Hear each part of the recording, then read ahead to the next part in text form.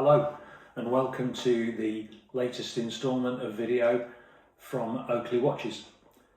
The question that we're being asked to answer today is, what do we think the other 5 best tips for watches that will improve in value in 2026? And I've got some ideas for you. Before I cover that, I just want to answer a question that came up from last week's video, which was very salient, to be honest. Somebody said, isn't the best watch the one that a person likes most for their own wrist? And of course, that's absolutely true. Anybody who's followed the Oakleigh journey for the last 12 years will know that I absolutely believe that to be true. Having said that, a lot of our customers are concerned with investment value on their watches, and the majority are concerned with something slightly subtly different, which is retention of value. So they don't necessarily care whether the watch increases in value dramatically, but they just don't want to lose too much money. So this is the kind of thing that we're looking at today. But of course, buy what you love.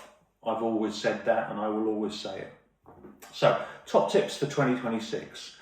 The first one I'm starting with is this, which is the Rolex Sea-Dweller, the pre-ceramic aluminium bezeled 16600 Sea-Dweller.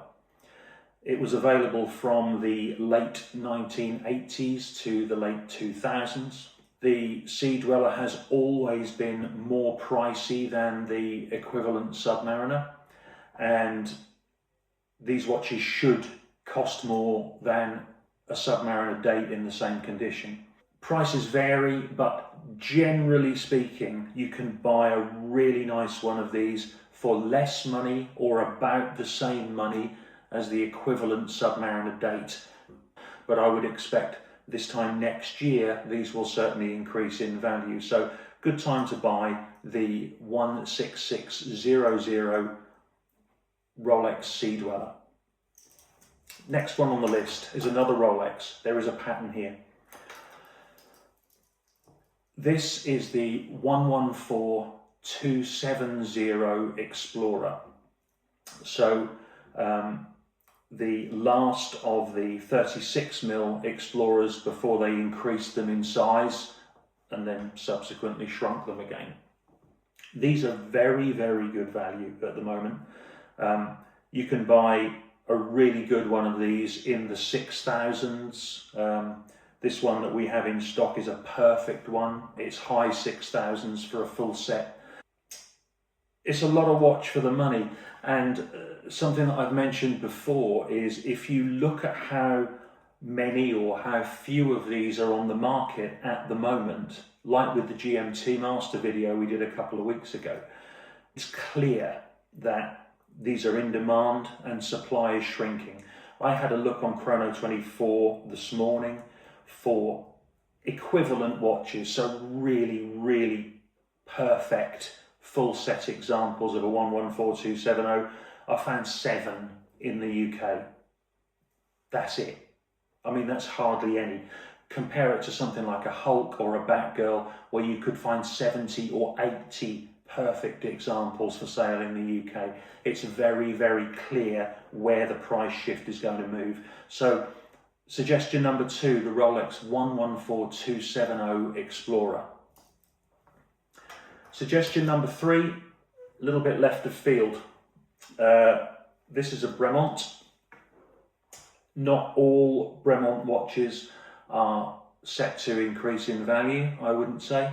But what some of you might be aware of is that recently Bremont have committed something of a faux pas, and they've changed the logo from the classic propeller logo to a new compass logo. This hasn't gone down well with the Bremont faithful, and what we're finding is a slightly increased demand for propeller logo Bremont watches. So it's a really good time to buy a really nice condition propeller logo Bremont watch. They're great value for money. They're really well made. They're very stylish.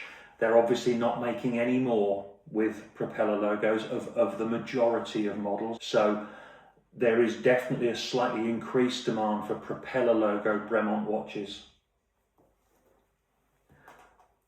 Number 4 is the Omega Speedmaster. Not just any Omega Speedmaster. What we're looking at today is a vintage Hesalite Omega Speedmaster. I've got 2 here today. This is a 1973 straight writing Omega Speedmaster. And the second one that we have here is a 1964 pre-professional professional. This one is on our website at the moment. The reason that I'm suggesting that these 2 are the kind of thing that could increase in value is twofold. One is the price of a new Speedmaster Hesalite has gone through the roof in the last 6 or 7 years. They used to be about 3 grand new, something like that. They're now more than double that. They have really shot up compared to virtually all other watches in the same period of time. The second thing is comparing these watches to the equivalent Rolex Daytona. So when these watches were made, this one 1973, the other one 1964, the competitor for this watch was the Rolex Daytona, so a manual winding chronograph from a major Swiss manufacturer. Let's just take this one for example. This 1973 is a full set in all original condition, original bracelet, original dials, original hands, everything about it is original. You could buy this watch for about £6,000 or £7,000, so less than the price of a new one, or around the price of a new one. If this was a Rolex Daytona of this period, in this condition, with the box and papers, it would be worth 10 times as much. That's a £60,000, £70,000 watch. This one costs significantly more. It's a very, very rare watch. There were fewer than 2,000 of these watches ever made. This one is all original with its box, with its papers. There are no comparators on Chrono24. There isn't another one of these for sale in the world in this state at the moment. This watch is just under £20,000 at the moment. If this was a Daytona, 1964, in this original condition with the box, with the papers and the accessories and things it's got, it's a £90,000 to £100,000 watch, I would say. So these 2 are both quite a lot of money, but when you compare them to the comparable vintage watch or the comparable new watch, really good value. Another watch that we've discussed before, the Rolex 16570 Explorer II. This one is a polar. This is one of the very, very last ever made with the engraved Rahant and the 3186 movement.